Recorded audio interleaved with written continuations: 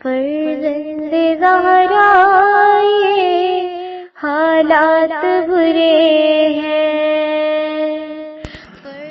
کاشانہ بصیرت ایک ایسا مکمل یوٹیوب چینل جس پر محروم بصارت کے لیے بالخصوص اور تمام افراد کے لیے بالعموم سینکڑوں کی تعداد میں اسلامی کتب دستیاب ہیں۔ لہذا گزارش ہے کہ آپ اپنی ذمہ داری نبھاتے ہوئے کاشانہ بصیرت کو سبسکرائب کرنے کے ساتھ ساتھ بیل آئیکن کو پریس کیجیے تاکہ آپ علم کے حصول کے ساتھ ساتھ مذہب اہل بیت کی اشاعت میں بھی اہم کردار ادا کرتے رہیں۔ کاشانہ بصیرت۔ فرزند زہرا یہ حالات برے ہیں۔ بسم اللہ الرحمن الرحیم۔ السلام علیکم سامعین، کاشانہ بصیرت کے یوٹیوب چینل پر میں سیمی زوار آپ سب سے مخاطب کتاب گلدستہ معاون امتحانات برائے اسلامیات حافظ جمشید اختر کی کتاب کے ساتھ حاضر ہوں، اور اس پارٹ میں یعنی کہ ریڈنگ کے پارٹ نمبر 3 میں ہم پڑھنے جا رہے ہیں ایف اے اور بی اے اسلامیات لازمی و اختیاری کے مشہور مختصر سوالات میں جوابات۔ یہ بھی اس سے پہلے کہ آغاز کریں بتاتی چلوں کہ یہ کل 118 سوالات ہیں جو کہ پیج نمبر 17 سے لے کر 37 تک ہیں، اور ہم ان کو کتنی نشستوں میں مکمل کریں گے یہ انشاءاللہ پڑھنے کے بعد ہی اندازہ ہوگا۔ آئیے باقاعدہ ریڈنگ کا آغاز اس دعا کے ساتھ کہ اللہ تعالیٰ جو کچھ ہم پڑھ رہے ہیں ہمارے ذہنوں کو اتنا زرخیز بنا دے کہ یہ سب کچھ ہمارے ذہن میں بیٹھتا جائے اور بہتر سے بہتر ہم یاد کرتے جائیں۔ آئیے آغاز کرتے ہیں۔ بسم اللہ الرحمن الرحیم۔ یہاں پر ہے سب سے پہلا سوال کہ قبل از اسلام عربوں کے سیاسی نظام پر تبصرہ کریں۔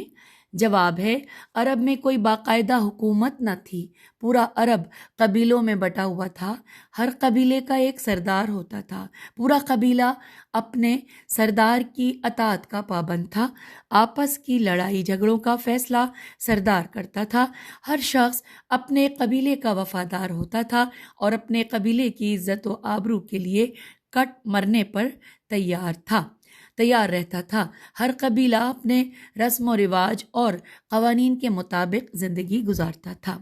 سوال نمبر 2، قبل از اسلام عربوں کی معاشرتی اور تمدنی حالت بیان کیجیے۔ جواب، عربوں کی اکثریت خانہ بدوش تھی، شہروں میں بھی مختلف خاندان اور گھرانے مل کر زندگی گزارتے تھے، زیادہ تر عربوں کا ذریعہ معاش غلہ بانی تھا، اس کے علاوہ زراعت اور تجارت بھی کرتے تھے، تعلیم اور پڑھنے لکھنے کا رواج نہ تھا، معاشرے میں عورت کا مقام انتہائی پست تھا، مرد ایک ہی وقت میں کئی عورتوں کے ساتھ شادی کرنے کا حق رکھتا تھا، سوتیلی ماؤں کے ساتھ نکاح جائز تھا۔ سوال نمبر 3، جزیرۃ العرب میں شامل مشہور علاقوں کے نام بتائیں۔ جواب، یمن، بحرین، عمان، متحدہ امارات، قطر، کویت، سعودی عرب جزیرۃ العرب کے مشہور علاقے ہیں۔ سوال نمبر 4، سعودی عرب کے مشہور شہروں کے نام درج کریں۔ جواب، مکہ مکرمہ، مدینہ منورہ، طائف، ینبوع، یہ نون بے واو عین، ینبوع، جدہ اور ریاض وغیرہ۔ سوال نمبر 5، قبل از اسلام عربوں کی چند اخلاقی برائیاں بیان کریں۔ جواب ہے اولاد کشی، جنگ و جدل، زنا کاری، عورت کی تذلیل، شراب نوشی، قمار بازی، بے حیائی، سفاکی و بے رحمی، توہم پرستی اور سود خوری۔ سوال نمبر 6، قبل از اسلام عربوں کی چند اخلاقی خوبیاں بیان کریں۔ جواب، مہمان نوازی، سخاوت و فیاضی، ایفائے عہد، بہادری، وفاداری، زبان دانی، علم الانصاب کے ماہر۔ سوال نمبر 7، حضرت صلی اللہ علیہ وآلہ وسلم کے خاندان کا مختصر تعارف بیان کریں۔ جواب پڑھنے کے لیے ہم پیج 18 پر آ گئے حضرت صلی اللہ علیہ وآلہ وسلم کا شجر نسب مشہور پیغمبر حضرت ابراہیم علیہ السلام سے حضرت آدم علیہ السلام تک جا ملتا ہے۔ حضرت اسماعیل علیہ السلام کی نسل سے فہر پیدا ہوا، فے ہے رے، اس کا لقب قریش تھا۔ اس وجہ سے آپ صلی اللہ علیہ وآلہ وسلم کا خاندان قریشی کہلاتا ہے۔ یہاں پر ہو سکتا ہے یہ ایک نقطہ مسنگ ہو اور یہاں پر قاف ہے رے ہو، بہرحال یہ میرا خیال ہے، جو کچھ لکھا ہے آپ تک پہنچا رہی ہوں۔ لکھا ہے حضرت صلی اللہ علیہ وآلہ وسلم کا تعلق قبیلہ قریش کی شاخ بنو ہاشم سے تھا۔ ہاشم حضرت صلی اللہ علیہ وآلہ وسلم کے پردادا تھے۔ حضرت عبد المطلب بریکٹ میں لکھا ہے شیبہ حضور صلی اللہ علیہ وآلہ وسلم کے دادا، اور حضرت عبداللہ آپ صلی اللہ علیہ وآلہ وسلم کے والد تھے۔ سوال نمبر 8، حرب فجار سے کیا مراد ہے؟ ہیرے بے حرب اور فے جیم الف رے سے کیا مراد ہے؟ جواب ہے حضرت صلی اللہ علیہ وآلہ وسلم کی عمر 15 برس تھی کہ قریش اور بنو کنانا، کاف نون الف نون ہے، بنو کنانا و قیس کے درمیان جنگ ہوئی۔ حرمت والے مہینوں میں لڑائی کی وجہ سے اس کو حرب فجار کہا جاتا ہے۔ اس جنگ میں آپ صلی اللہ علیہ وآلہ وسلم نے اپنے چچاؤں کو تیر پکڑائے تھے۔ بریکٹ میں لکھا ہے حرب فجار کا مطلب ہے گناہ والی جنگ۔ سوال نمبر 9، فطرت الوحی سے کیا مراد ہے؟ جواب سورہ علق عین لام قاف کی پہلی 5 آیات کے نزول کے بعد وحی میں وقفہ پڑ گیا۔ وحی کے اس وقفے کو فطرت الوحی کہتے ہیں۔ میں نے یہ فطرت پڑھا تھا، غلط پڑھا تھا، کیونکہ اگلی اس لائن میں اس کے اوپر زبر لگا ہوا ہے، فطرت الوحی کہتے ہیں۔ اور اس کے بعد لکھا ہے کہ وقفے کی مدت بعض کے بقول 3 سال، بعض کے بقول 2.5 سال، بعض کے بقول 6 ماہ اور بعض کے بقول چند روز کی تھی۔ 6 ماہ والی بات راجح ہے، رے الف جیم ہے، راجح ہے۔ اور فطرت الوحی کے بعد سب سے پہلے سورہ مدثر کی ابتدائی 5 آیات نازل ہوئی تھی۔ ہجے بھی کر دیتے ہیں، فے تیرے گولتا، اور فے اور تے کے اوپر فتح ہے، زبر ہے، فطرت الوحی۔ آئیے سوال نمبر 10 پڑھتے ہیں۔ اسلامی ریاست سے کیا مراد ہے؟ جواب اس سے مراد وہ ریاست ہے جہاں کا نظام حکومت اسلامی قوانین کے مطابق ہو۔ سوال نمبر 11، ریاست کے عناصر ترکیبی بیان کریں۔ جواب 1 حاکمیت الہی، 2 خلافت، 3 با اختیار شورا، 4 آزاد عدلیہ، 5 رفع عامہ وغیرہ۔ سوال نمبر 12، امت اجابت الف جیم الف بے تے اور امت دعوت سے کیا مراد ہے؟ جواب امت اجابت سے مراد وہ امت ہے جس نے اسلام قبول کر لیا ہو، اور امت دعوت سے مراد وہ امت ہے جس کو دین کی دعوت دینا ضروری ہو، یعنی غیر مسلم۔ سوال نمبر 13، قوم اور امت میں کیا فرق ہے؟ جواب امت عقیدے کے اشتراک سے وجود میں آتی ہے، جبکہ قوم کی بنیاد وطن، زبان اور نسل ہوتی ہے۔ سوال نمبر 14 614 سوال ہے امت مسلمہ کے فرائض مختصراً بیان کریں۔ اس کا جواب پڑھنے کے لیے ہم آ گئے ہیں پیج 19 پر۔ جواب ہے اشاعت دین، عدل و انصاف کا قیام، امر بالمعروف و نہی عن المنکر، انسانیت کی فلاح، جذبہ اخوت کی بیداری، معاشی استحکام، دنیا میں قائدانہ کردار کی ادائیگی، دفاع کی مضبوطی، دینی تعلیمات پر عمل وغیرہ۔ سوال نمبر 15، جنگ اور جہاد میں فرق واضح کریں۔ جواب جنگ کا مقصد لوگوں کو غلام بنانا، علاقے فتح کرنا، مال و دولت حاصل کرنا اور وہاں کے لوگوں کا معاشی استحصال ہوتا ہے۔ اس کا کوئی قاعدہ و قانون نہیں ہوتا، جبکہ جہاد اعلی کلمت اللہ کے لیے ہوتا ہے اور اس میں کسی قسم کا ظلم و استحصال نہیں ہوتا۔ سوال نمبر 16، جہاد کے مقاصد بیان کریں۔ جواب دشمن کے حملے کا دفاع، مظلوم مسلمانوں کا تحفظ، مذہبی آزادی کا تحفظ، باہمی اختلافات کا خاتمہ، لوگوں کو ظلم سے نجات دلانا۔ سوال نمبر 17، آداب جہاد مختصراً بیان کریں۔ جواب، عورتوں اور بچوں کو قتل نہ کیا جائے، عبادت گاہوں کا احترام کیا جائے، لوٹ مار نہ کی جائے، لاشوں کا مسئلہ نہ کیا جائے، میم سے لام ہے، نہ کیا جائے، جنگی قیدیوں کو قتل نہ کیا جائے، جو کلمہ پڑھ لے اس کو قتل نہ کیا جائے، باغات اور فصلوں کو تباہ نہ کیا جائے، وغیرہ وغیرہ۔ سوال نمبر 18، قریش مکے کی اسلام دشمنی کی چند وجوہات بیان کیجیے۔ جواب، نمبر 1، بت پرستی کا خاتمہ، نمبر 2، نسلی تفاخر، نمبر 3، قبائلی عداوت، نمبر 4، معاشی بدحالی کا خوف، نمبر 5، بد اخلاقی کا خاتمہ، وغیرہ۔ سوال نمبر 19، آپ صلی اللہ علیہ وآلہ وسلم نے اعلانیہ دعوت و تبلیغ کا آغاز کب کیا؟ جواب، سورہ مدثر کے نزول کے بعد آپ صلی اللہ علیہ وآلہ وسلم نے باقاعدہ دعوت و تبلیغ کا آغاز کیا۔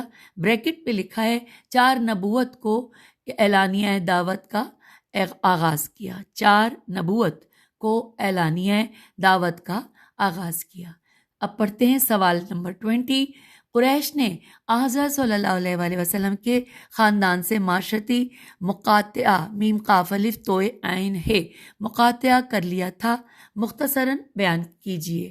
جواب، 7 نبوی کو قریش مکہ نے بنو ہاشم سے معاشرتی بائیکاٹ کر لیا۔ اہل قریش نے یہ طے کیا کہ نمبر 1، بنو ہاشم کے ساتھ کوئی تعلق نہ رکھا جائے، 2، ان کے ساتھ خرید و فروخت بند کر دی جائے، 3، شادی بیاہ کے تعلقات ختم کر دیے جائیں، 4، ان کے پاس کھانے پینے کا سامان نہ بھیجا جائے۔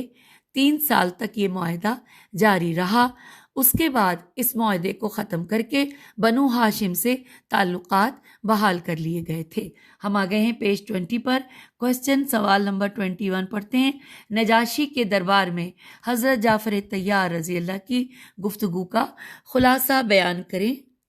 جواب، دوسری ہجرت حبشہ سن 7 نبوی کو ہوئی تھی، جس میں 83 مرد اور 18 عورتیں تھیں، 83 مرد اور 18 عورتیں تھیں۔ بعض جگہ لکھا ہے کہ 25 عورتیں تھیں، 25۔ تو ان کی نمائندگی کرتے ہوئے حبشہ کے بادشاہ نجاشی کے دربار میں حضرت جعفر طیار رضی اللہ نے تقریر کی، جس کا خلاصہ یہ ہے کہ ہم جاہلیت میں مبتلا تھے، قرابت داروں سے تعلق توڑتے تھے، بت پوجتے تھے اور بدکاریاں کرتے تھے۔ اللہ تعالیٰ نے رحم کر کے ہم میں رسول بھیجا جس نے کہا اللہ کو ایک مانے، یتیم کا مال کھانے اور پاک دامن عورتوں پر الزام لگانے سے منع کیا، اور ہماری قوم ہم سے بگڑ گئی، ہم پر زمین تنگ کر دی گئی۔ ہم نے آپ کے ملک میں رہنا پسند کیا، اس امید کے ساتھ کہ آپ کے پاس ہمارے اوپر ظلم نہیں ہوگا۔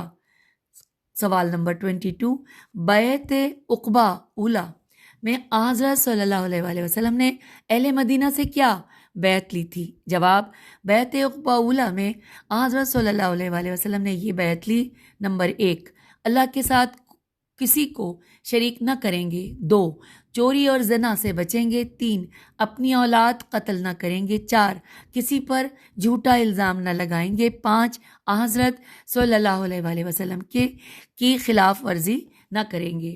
آئیے سوال 23 پڑھتے ہیں۔ ہجرت مدینہ کے کوئی سے 5 اسباب بیان کریں۔ جواب، 1، مسلمانوں پر ظلم، 2، اشاعت اسلام میں رکاوٹ، 3، اہل مدینہ کا قبول اسلام، 4، ہجرت حبشہ کا کامیاب تجربہ، 5، نبی کے قتل کا منصوبہ، وغیرہ۔ سوال نمبر 24، میثاق مدینہ کی کوئی سے 5 شرائط بیان کریں۔ جواب، نمبر 1، خون بہا اور فدیہ کا قدیم طریقہ جاری رہے گا، 2، یہود اور مسلمانوں کے تعلقات دوستانہ ہوں گے، 3، کوئی فریق قریش کو امان نہیں دے گا، 4، مدینے پر حملہ ہوا تو سب مل کر دفاع کریں گے، 5، آپس کے جھگڑوں میں حضرت صلی اللہ علیہ وآلہ وسلم کو ثالث مقرر کیا جائے گا۔ آئیے پڑھتے ہیں سوال نمبر 25۔ غزوہ بدر کے اسباب مختصراً بیان کریں۔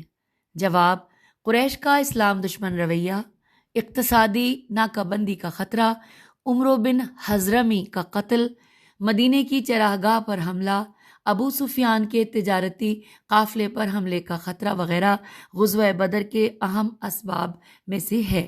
اور سوال نمبر 26 پڑھنے کے لیے ہم پیج 21 پر آ گئے۔ سوال ہے، غزوہ بدر میں مسلمانوں کی کامیابی کے اسباب بیان کیجیے۔ جواب: 1، مسلمانوں کا جذبہ جہاد، 2، حضرت صلی اللہ علیہ وآلہ وسلم کی بہتر قیادت، 3، اللہ تعالیٰ کی طرف سے مدد، 4، مسلمانوں کا بلند مقام پر ہونا، 5، باران رحمت کا نازل ہونا۔ سوال نمبر 27، غزوہ احد میں حضرت صلی اللہ علیہ وآلہ وسلم کی حکمت عملی کیا تھی؟ جواب: غزوہ احد میں حضرت صلی اللہ علیہ وآلہ وسلم نے احد پہاڑ کو پشت پر لے کر صف بندی کی اور 50 تیر اندازوں کا ایک دستہ جبل عینین، عین یہ نون پر متعین فرمایا، جس کے قائد حضرت عبداللہ بن جبیر رضی اللہ تھے۔ اس دستے کو ہدایت تھی کہ وہ کسی بھی صورت میں اپنی جگہ نہ چھوڑے۔ سوال نمبر 28، صلح حدیبیہ سے کیا مراد ہے؟ کچھ لوگ اس کو حدیبیہ پڑھتے ہیں، لیکن ہم نے بچپن سے حدیبیہ ہی پڑھا۔ آئیے جواب پڑھتے ہیں۔ 6 ہجری میں حضرت صلی اللہ علیہ وآلہ وسلم نے 1400 صحابہ کے ساتھ عمرے کا ارادہ فرمایا، لیکن قریش نے مسلمانوں کو عمرے کی اجازت نہ دی۔ اس موقع پر قریش اور مسلمانوں کے درمیان امن و سلامتی کا ایک معاہدہ طے پایا، جس کو صلح حدیبیہ کہتے ہیں۔ اس کی سب سے بڑی شرط یہ تھی کہ فریقین 10 سال تک آپس میں جنگ نہیں کریں گے۔ کوسچن نمبر 29، غزوہ خیبر میں یہودیوں کے قلعہ قموس قاف میم واو صاد کی فتح کا حال بیان کیجیے۔ جواب: خیبر میں یہودیوں کا سب سے مضبوط قلعہ قموس تھا، جس کا سردار مرحب تھا۔ حضرت صلی اللہ علیہ وآلہ وسلم نے یکے بعد دیگرے حضرت ابوبکر صدیق رضی اللہ اور حضرت عمر فاروق رضی اللہ کو فوج دے کر بھیجا، لیکن کامیابی نہ ہوئی۔ آخر میں آپ صلی اللہ علیہ وآلہ وسلم نے حضرت علی رضی اللہ کو بھیجا۔ مرحب اور حضرت علی رضی اللہ کا مقابلہ ہوا، جس میں مرحب مارا گیا اور قلعہ فتح ہو گیا۔ سوال نمبر 30، باغ فدق کا مختصر تعارف کروائیں۔ باغ فدق کا مختصر تعارف کروائیں۔ اس ورڈ کو کچھ لوگ فدق کہتے ہیں، کچھ فدق کہتے ہیں۔ جواب ہے، یہ وہ باغ تھا جو نبی صلی اللہ علیہ وآلہ وسلم نے اپنے اہل خانہ کے خرچے کے لیے رکھا ہوا تھا۔ اس کی آمدن آپ صلی اللہ علیہ وآلہ وسلم کے اہل خانہ پر خرچ ہوتی تھی۔ یہ مدینے سے 30 میل خیبر میں واقع زمینی رقبہ ہے۔ سوال نمبر 31، حضرت صلی اللہ علیہ وآلہ وسلم نے بنو خزاعہ زی الف عین ہے خزاعہ پر حملے کے بعد قریش کو کیا شرائط پیش کی؟ جواب ہے، حضرت صلی اللہ علیہ وآلہ وسلم نے قریش مکہ کو 3 شرائط پیش کی۔ 1، بنو خزاعہ کے مقتولین کا خون بہا ادا کرو۔ 2، قریش بنو بکر کی حمایت سے الگ ہو جائیں۔ 3، معاہدہ حدیبیہ توڑنے کا اعلان کر دیا جائے۔ بریکٹ میں لکھا ہے قریش نے تیسری شرط قبول کی۔ سوال نمبر 32، محاصرہ طائف کی تفصیل بیان کریں۔ جواب پڑھنے کے لیے ہم کتاب کے صفحہ نمبر 22 پر آ گئے۔ جواب ہے، حنین کی شکست خوردہ فوج نے طائف میں پناہ لی۔ حضرت صلی اللہ علیہ وآلہ وسلم نے طائف کا محاصرہ کر لیا۔ 20 روز کے بعد نوفل بن معاویہ کے مشورے سے حضرت صلی اللہ علیہ وآلہ وسلم نے محاصرہ اٹھا لیا۔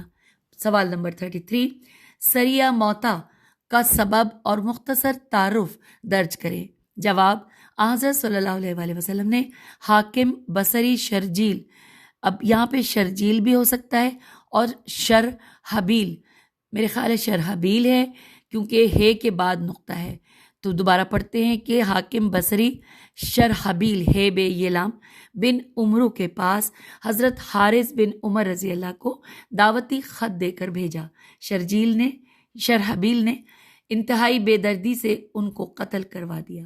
حضرت صلی اللہ علیہ وآلہ وسلم نے اپنے قاصد کی شہادت کا انتقام لینے کے لیے فوری طور پر ایک لشکر سرحد سے شام کی طرف روانہ کیا، اور یہ علاقہ تلواروں کی صنعت کا مشہور تھا۔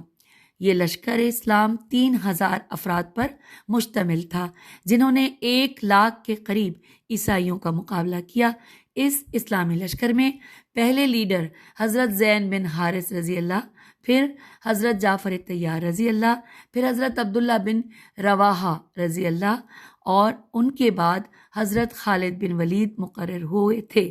یہ سریہ فتح خیبر کے بعد اور فتح مکہ سے پہلے ہوا تھا۔ سریہ کی ہجے سین رے یہ ہے۔ آئیے سوال نمبر 34 پڑھتے ہیں۔ سوال ہے کہ فتح مکہ کے موقع پر حضرت علیہ صلی اللہ علیہ وآلہ وسلم نے شہر میں داخل ہوتے وقت کیا اعلان فرمایا؟ جواب، آپ صلی اللہ علیہ وآلہ وسلم نے فرمایا، 1، جو شخص ہتھیار ڈال دے اس کے لیے امان۔ 2، جو شخص ابو سفیان رضی اللہ کے گھر میں پناہ لے اس کے لیے بھی امان۔ 3، جو شخص حرم کعبہ میں داخل ہو جائے اس کے لیے بھی امان ہے۔ سوال نمبر 35، غزوہ حنین سے کیا مراد ہے؟ جواب، حنین مکہ اور طائف کے درمیان ایک وادی کا نام ہے جہاں پر بت پرست قبائل بنو حوازن اور بنو ثقیف کے ساتھ مسلمانوں کا مقابلہ ہوا۔ اس لڑائی کو غزوہ حنین کہتے ہیں۔ یہ فتح مکہ کے فوری بعد 8 ہجری کو ہوئی تھی۔ سامعین، میں اس کو بچپن سے حنین ہی سنتی آئی ہوں۔ اس کو اگر کسی اور طرح ادا کرتے ہیں تو آپ مجھ سے زیادہ بہتر سمجھتے ہیں، آپ اسی طرح ادا کیجئے گا۔ آئیے سوال نمبر 36، فتح مکہ کا کیا سبب تھا؟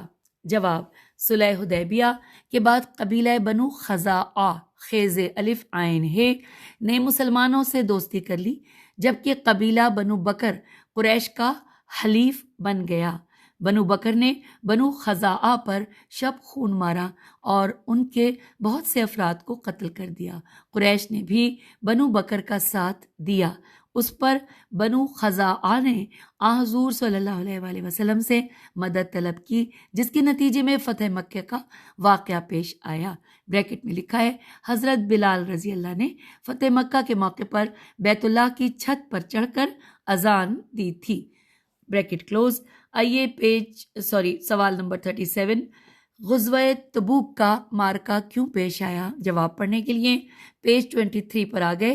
جواب ہے، شام کے قبطی قاف بیت توئے چوٹی قبطی سرداروں نے مدینہ آ کر خبر دی کہ قیصر روم کی فوجیں مدینے پر حملے کی تیاری کر رہی ہیں اور رومی موتا کی شکست کا بدلہ لینا چاہتے ہیں۔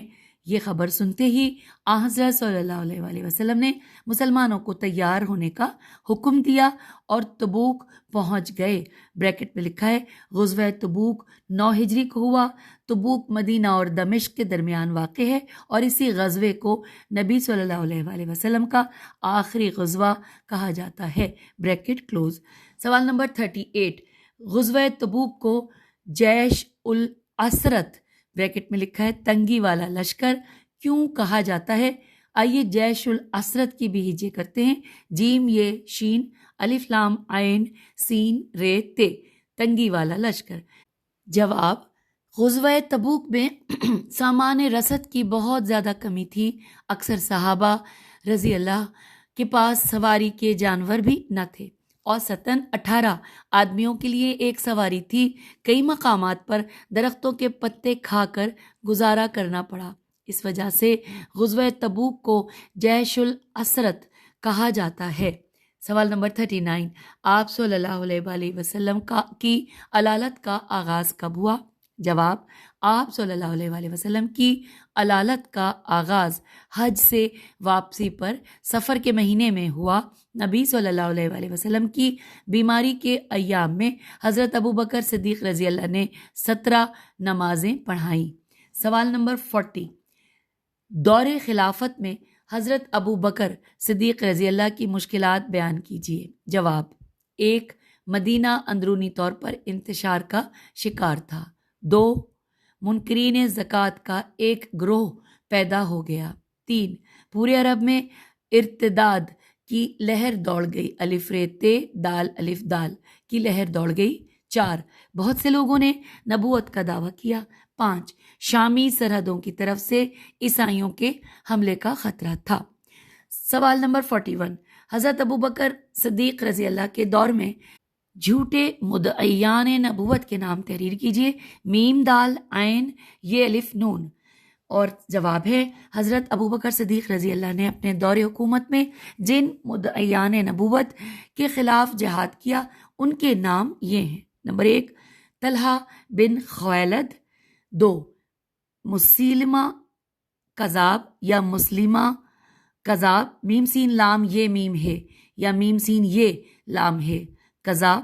3 اسود عنسی عین نون سین چھوٹیے، اور 4 ہے سجاہ بنت حارث، سین جیم الف ہے، سجاہ بنت حارث ہے الف رے سے، وغیرہ۔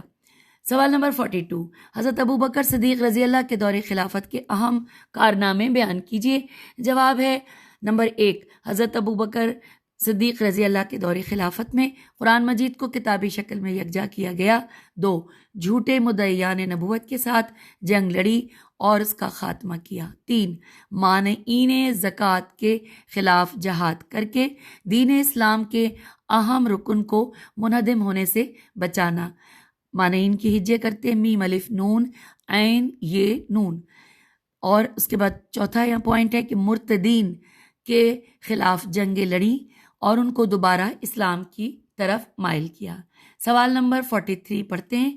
عہد فاروقی میں عمال عین میم الف لام عمال کے تقرر کے وقت ان پر کیا پابندیاں عائد کی جاتی تھیں؟ جواب پڑھنے کے لیے ہم کتاب کے صفحہ 24 پر آ گئے۔ جواب ہے حضرت عمر رضی اللہ کسی عامل کو مقرر کرتے تو اسے پابند کرتے۔ 1 ترکی گھوڑے پر سوار نہ ہوگا۔ 2 باریک کپڑا نہیں پہنے گا۔ 3 چھنا ہوا آٹا نہیں کھائے گا۔ 4 دروازے پر دربان نہیں رکھے گا۔ 5 اہل حاجت کے لیے اپنا دروازہ کھلا رکھے گا۔ سوال نمبر 44، حضرت عمر رضی اللہ کے عہد میں عراق اور ایران کے محاذ پر کون کون سی مشہور جنگیں ہوئیں؟ جواب: عراق و ایران کے محاذ پر جنگ جسر جیم سین رے، جنگ بویب بے واو یہ بے، جنگ قادسیہ، جنگ جلولہ جیم لام واو لام الف حمزہ، اور جنگ نہاوند نون ہے الف واو نون دال مشہور جنگیں ہوئیں۔ سوال نمبر 45، حضرت عمر فاروق رضی اللہ کے عہد میں شام کے محاذ کے اہم مارکے لکھیں۔ جواب: شام کے محاذ پر جنگ یرموک، جنگ اردن اور جنگ حمص ہے میم سواد جیسے بڑے مارکے ہوئے۔ سوال نمبر 46، حضرت عمر رضی اللہ کے دور میں کون سے انتظامی ادارے قائم کیے گئے تھے؟ جواب: آپ رضی اللہ کے دور میں محکمہ پولیس، محکمہ جیل، محکمہ دفاع، محکمہ تعلیم اور محکمہ احتساب جیسے انتظامی ادارے قائم کیے گئے۔ سوال نمبر 47، حضرت عمر فاروق رضی اللہ کے عہد خلافت میں بیت المال کے ذرائع آمدن کی تفصیل بیان کیجیے۔ جواب ہے کہ بیت المال سے مستحق لوگوں کی مدد حسب ذیل ذرائع آمدن سے ہوتی تھی۔ نمبر 1 زکوٰۃ، 2 عشر عین شین رے عشر، 3 خراج، 4 جزیہ، 5 اشور عین شین واو رے، 6 خمس غنائم، 7 خالصہ زمین۔ سوال نمبر 48، عشر عین شین رے عشر، خراج، جزیہ اور عشور سے کیا مراد ہے؟ جواب: عشر مسلمانوں کی زمین پر عائد ٹیکس، خراج مفتوحہ قوموں کی زمینوں پر ٹیکس جن کو مفتوحہ اقوام خود کاشت کریں، جزیہ غیر مسلمانوں سے ان کی حفاظت کے لیے وصول کیا جانے والا ٹیکس، عشور عین شین واورے غیر ممالک سے تجارتی مال لے کر آنے والے تاجروں سے وصول کیا جانے والا ٹیکس۔ سوال نمبر 49، حضرت عثمان رضی اللہ کے دور میں دور فتن تینون کا آغاز ہوا، اس کی چند اہم وجوہات بیان کیجیے۔ جواب، اکابر صحابہ کرام کی کمی، 2، بنو ہاشم اور بنو امیہ میں قبائلی رقابت، 3، حضرت عثمان رضی اللہ کی نرم مزاجی، 4، مال و دولت کی فراوانی، 5، منافقین کی ریشہ دوانیاں۔ آئیے سوال نمبر 50 پڑھتے ہیں۔ حضرت عثمان رضی اللہ کے دور خلافت کی چند شمالی فتوحات کا نام لکھیں۔ جواب، آپ رضی اللہ کے دور میں طرابلس، تیونس، مراکش اور الجزائر بریکٹ میں لکھا ہے 27 ہجری اور قبرص قاف بیر سواد بریکٹ میں 28 ہجری میں فتح ہوئے۔ اور اب ہم پڑھتے ہیں سوال نمبر 51 کہ جو ہے کہ حضرت عثمان رضی اللہ پر لگائے گئے چند اعتراضات بیان کیجیے۔ جواب پڑھنے کے لیے ہم پیج 25 پر آ گئے۔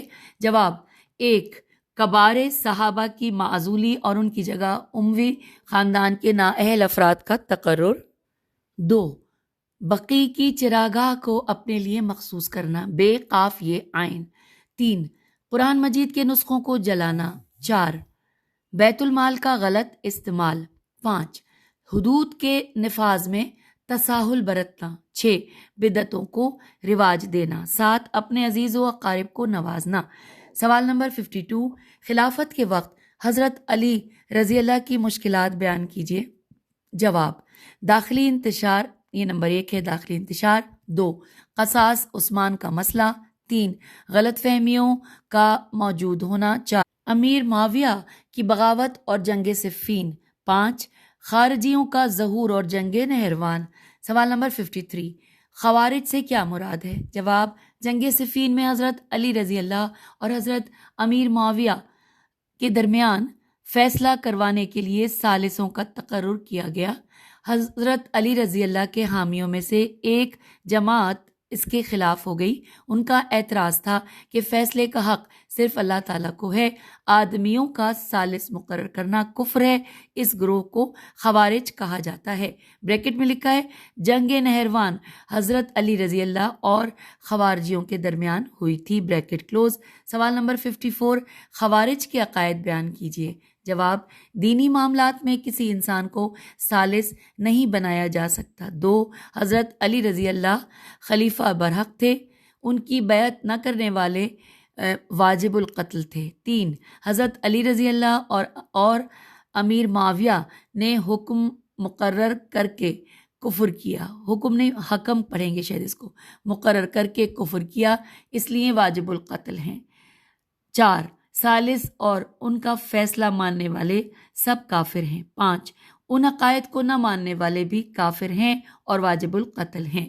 سوال نمبر 55، وحی کی کتنی اقسام ہیں؟ جواب، وحی کی 2 قسمیں ہیں، ایک وحی متلو میم تے لام واو اور ساتھ ہی یہاں پہ دوسرا بھی نام ساتھ لکھا ہے وحی جلی، یعنی کہ جس طرح ہم لکھتے ہیں نا کہ ایک ہی نام ایک ہی ہے، یہ نمبر 1 میں یہ دونوں لکھے ہوئے ہیں، وحی متلو اور وحی جلی، اور دوسرا ہے وحی غیر متلو اور / وحی خفی۔ سوال نمبر 56، تدوین و کتاب قرآن کے مشہور ادوار کتنے ہیں؟ جواب، 3، دور رسالت، دور صدیقی رضی اللہ اور دور عثمانی رضی اللہ۔ 57 نمبر کا سوال ہے، ہاروت و ماروت کے تعارف پر چند جملے لکھیں۔ جواب، حضرت سلیمان علیہ السلام کے دور میں 2 فرشتے لوگوں کی آزمائش کے لیے بابل شہر میں آئے تھے جن کا نام ہاروت و ماروت تھا۔ ہم آگئے ہیں پیج 26 پر۔ سوال ہے 58 نمبر کا کہ حق تلاوت قرآن سے کیا مراد ہے؟ جواب ہے حق تلاوت قرآن سے مراد یہ ہے کہ قرآن پر ایمان لایا جائے، ٹھہر ٹھہر کر پڑھا جائے، معانی و مفہوم سمجھ کر تلاوت کی جائے، قرآن مجید کے احکامات پر عمل کیا جائے اور اس کی تعلیمات کی نشر و اشاعت کی جائے۔ سوال 59، پہلی اسلامی ریاست کی بنیاد کہاں پڑی؟ جواب، پہلی اسلامی ریاست کی بنیاد حضرت محمد صلی اللہ علیہ وآلہ وسلم نے مدینہ منورہ میں ہجرت مدینہ کے بعد 1 ہجری کو رکھی۔ سوال نمبر 60، تحویل قبلہ کے تعارف پر چند جملے درج کریں۔ جواب، حضور نبی کریم صلی اللہ علیہ وآلہ وسلم جب مدینہ تشریف لائے تو 16 یا 17 ماہ گزر جانے کے بعد سن 2 ہجری کو قبلہ بیت المقدس سے نبی صلی اللہ علیہ وآلہ وسلم کی خواہش کے مطابق بیت اللہ کی طرف کر دیا گیا، اور یہ واقعہ عصر کی نماز میں پیش آیا تھا جب آپ صلی اللہ علیہ وآلہ وسلم مسجد بنو سلمہ میں نماز پڑھا رہے تھے، اس لیے اس مسجد کو ذوالقبلتین بھی کہا جاتا ہے۔ سوال نمبر 61، وہی متلو اور وہی غیر متلو سے کیا مراد ہے؟ میم تے لام واو۔ جواب ہے، وہی متلو سے مراد ہے کہ جس کی تلاوت کی جائے، یعنی قرآن مجید، اور جس کی تلاوت نہ کی جاتی ہو وہ وہی غیر متلو ہے، جیسے کہ احادیث مبارکہ۔ سوال نمبر 62، انزال الف نون زے الف لام، انزال قرآن اور تنزیل قرآن سے کیا مراد ہے؟ جواب، لیلۃ القدر کو قرآن حکیم کو لوح محفوظ سے دنیا کے آسمان پر نازل کیا گیا، اسے انزال قرآن کہتے ہیں، اور اس کے بعد آسمان دنیا سے بتدریج حضور صلی اللہ علیہ وآلہ وسلم پر قرآن مجید کا نزول ہوا، اسے تنزیل قرآن کہتے ہیں۔ سوال نمبر 63، کتنی قرآنی صورتوں کے نام انبیاء علیہ السلام کے ناموں سے موسوم ہیں؟ جواب، 6 صورتوں کے نام انبیاء کے ناموں سے ہیں: یونس علیہ السلام، ہود علیہ السلام، یوسف علیہ السلام، ابراہیم علیہ السلام، محمد علیہ السلام اور نوح علیہ السلام۔ سوال نمبر 64، کتنی صورتوں کے نام جانوروں کے ناموں سے ہیں؟ جواب، 5 صورتوں کے نام جانوروں سے ہیں: البقرہ، النحل، النمل، العنکبوت، الفیل۔ سوال نمبر 65، قرآن مجید کی ترتیب توقیفی تے واو قافیے فے چھوٹی ہے، توقیفی سے کیا مراد ہے؟ جواب، توقیف کا معنی واقف یا آگاہ کرنا۔ اللہ نے نبی کریم صلی اللہ علیہ وآلہ وسلم کو بذریعہ جبرائیل علیہ السلام آیات کی ترتیب بتائی، اور اسی ترتیب پر قرآن مرتب ہوا، اس لیے آیات کی ترتیب کو ترتیب توفیقی کہتے ہیں۔ سامعین، یہاں پر پیج 26 پر ہم آپ سے اجازت چاہتے ہیں، میرے تمام وہ سننے والے جو میرے ساتھ ساتھ پڑھ رہے ہیں، میں آپ سے اجازت چاہوں گی، اور انشاءاللہ سوال نمبر 66 سے اگلی نشست میں پڑھیں گے۔ اجازت دیجیے، خدا حافظ، فی امان اللہ۔